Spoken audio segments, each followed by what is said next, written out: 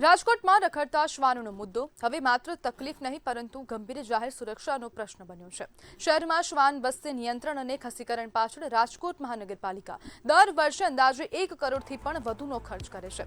એટલે કે દરરોજ લગભગ 31,000 ટેક્સ દારૂના પૈસા ખર્ચાય છે। છતાં હકીકત એ છે કે વર્ષ 2026ના માત્ર 4 મહિનામાં જ 5,999 લોકોને શ્વાનોએ બચકા ભર્યા।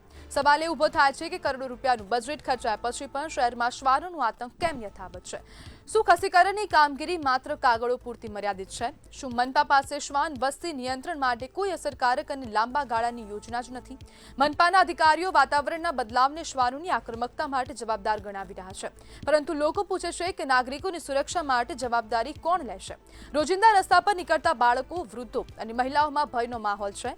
હવે પ્રશ્ન એ જ છે કે મનપા માત્ર ખર્ચના આંકડા બતાવશે કે ખરેખર લોકોની સુરક્ષા માટે કડક અને અસરકારક કાર્યવાહી કરશે?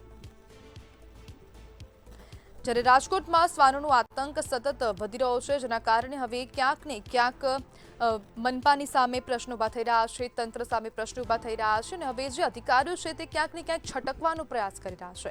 મનપાના અધિકારીઓ જે વાતાવરણ છે, જે વાતાવરણ સતત બદલાઈ રહ્યું છે તેને હવે જવાબદાર ગણી રહ્યા છે શ્વાનોના આવા રિએક્શન પર, અને આવા શ્વાનોના રિએક્શન પર હવે આવી રીતના જવાબ આપવા, ક્યાંક ને ક્યાંક પોતાની જવાબદારીમાંથી છટકી જવું, હાથ ઊંચા કરી લેવા તે ખૂબ નિંદનીય છે અને ક્યાંક ને ક્યાંક હવે મનપાના અધિકારીઓ દ્વારા પોતાની જવાબદારી સ્વીકારવી પડશે। અને આપ ટીવી સ્ક્રીન પર પણ જોઈ શકો છો કે કયા વર્ષમાં કેટલું ખસીકરણ અને રસીકરણ થયું છે। 2024-25માં આંકડા પણ સામે આવી રહ્યા છે, જે પ્રમાણે 2021ના પણ આંકડા સામે આવ્યા છે, 2023-24માં પણ આંકડા સામે આવી રહ્યા છે। 2023-24માં 3013 જેટલા શ્વાનોનું ખસીકરણ થયું છે, અનેક શ્વાનોનું રસીકરણ પણ થયું છે, પરંતુ અહીંયા પ્રશ્ન ઊભા થઈ રહ્યા છે કે રસીકરણ તો મનપા કરી રહી છે, પરંતુ ખસીકરણની કામગીરીમાં કેમ વિલંબ જોવા મળી રહ્યો છે? જ્યારે રાજ્યમાં જો 10,112 જેટલા રાજકોટમાં ખાસ કરીને 10,112 જેટલા શ્વાનો છે, તો તેમની રસીકરણ આટલા બધા શ્વાનોનું થયું છે, તો તેની સામે ખસીકરણ કેમ માત્ર 3,129 જેટલા શ્વાનોનું જ થયું છે? અને તેને લઈને અનેક પ્રશ્નો પણ ઊભા થઈ રહ્યા છે અને એપ્રિલ 2026 સુધીમાં જે ખસીકરણના આંકડા છે તે ખૂબ ઓછા છે। 300 જેટલા શ્વાનોનું જ ખસીકરણ અત્યાર સુધી કરવામાં આવ્યું છે। રસીકરણના આંકડા પણ ખૂબ ખોટા છે, ખૂબ ઓછા છે, તો તેને લઈને પણ પ્રશ્ન થાય કે અત્યાર સુધી શું કાર્યવાહી કરવામાં આવી રહી છે? એપ્રિલથી 2026 સુધીના જે આંકડા છે એમાં રસીકરણના આંકડા 1,000 જેટલા છે। 1,000 જેટલા શ્વાનોનું રસીકરણ થયું છે, 300 જેટલા શ્વાનોનું ખસીકરણ કરવામાં આવ્યું છે। તેને સ્પષ્ટ લાગે છે કે ક્યાંક ને ક્યાંક હવે મનપા પોતાની કામગીરીમાંથી નિષ્ફળ રહી છે। જે કાર્યવાહી મનપા તંત્ર દ્વારા કરવી જોઈએ તે કાર્યવાહી પૂરતા પ્રમાણમાં કરાતી નથી। ડેલી જે રસીકરણનું જે કામગીરી છે, રસીકરણની કામગીરી છે તે દિવસ દરમિયાન પણ ખૂબ ઓછી માત્રામાં થઈ રહ્યું છે। આજ મુદ્દે આપણી સાથે ચર્ચા કરવા માટે સામાજિક અગ્રણી મિત્તલ ખેતાણી જોડાઈ ગયા છે। મિત્તલભાઈ, રખડતા શ્વાનોનો આતંક સતત વધી રહ્યો છે, રાજ્યમાં રસીકરણ અને ખસીકરણ થઈ રહ્યું છે, પરંતુ તેની અસરકારકતા ક્યાંક ઓછી જોવા મળી રહી છે, શું કહેશો?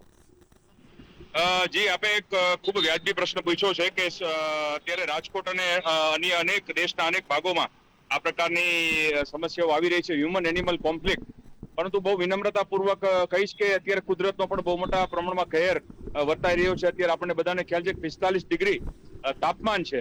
આપણે પોતાને પણ આટલી બધી ભયંકર તકલીફ પડતી હોય તો જે બિચારા અબોલ જીવો છે એને પણ સ્વાભાવિકપણે તકલીફ પડતી હોય।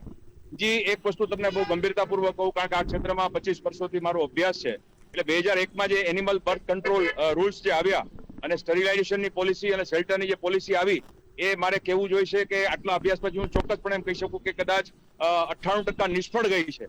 એમાં ક્યાંક ને ક્યાંક આપણે સરકારશ્રીનું પણ આપણે ધ્યાન દોરવું પડશે, કારણ દર વર્ષે આપણને ખ્યાલ છે કે જેમ વૃક્ષારોપણના આંકડાઓ આવતા હોય કે ભાઈ આ ટાઈપના વૃક્ષારોપણ થયા, કરોડો અબજો વૃક્ષારોપણ થયા, પણ શહેરમાં ક્યાંય દેખાતા ન હોય, તો એવું ક્યાંક ને ક્યાંક આ એનિમલ બર્થ કંટ્રોલમાં પણ થઈ રહ્યું છે। એના હિસાબે પણ શ્વાનોની વસ્તીમાં થોડું જે કંટ્રોલ આપણે કરવાનો હતો એ કરી શક્યા નથી। પરંતુ હું બહુ એટલું ચોક્કસ કહું કે શ્વાન એ સૃષ્ટિનું સૌથી વફાદાર પ્રાણી છે। જો એના માટે દરેક જે રેસિડેન્સ વેલફેર એસોસિએશન છે એ જો પાણીની અને ખોરાકની, શાકાહારી ખોરાકની વ્યવસ્થા કરે અને એના માટે એક સ્પેશિયલ ફીડિંગ ઝોન જે સુપ્રીમ કોર્ટની ગાઈડલાઈન મુજબ કરવામાં આવ્યા છે તે પ્રકારનું બનાવે તો આ સમસ્યાથી ચોક્કસ નિકાલ થઈ શકે અને આ શ્વાનો આપણા ચોકીદાર તરીકેનું પણ કામ કરે અને પ્રજાને પણ કામમાં આવે, ખાસ કરીને બહેનો, દીકરીઓ અને બાળકોની પણ મોટા પ્રમાણમાં સેફટીનું પણ કામ થાય। એટલે કે આ બંને માટે વિન વિન કોમ્બિનેશન છે। ભગવાને દરેકે જીવની દરેકે કંઈક ને કંઈક ઉપયોગિતા છે। ગંદકી સાફ કરવામાં પણ શ્વાનો ખૂબ મોટો ભાગ ભજવે છે। એ પ્રકારે સંવેદનશીલ ઉકેલ આનો થવો જોઈએ। જી બિલકુલ મિત્તલભાઈ, જોડાવા બદલ આપનો આભાર.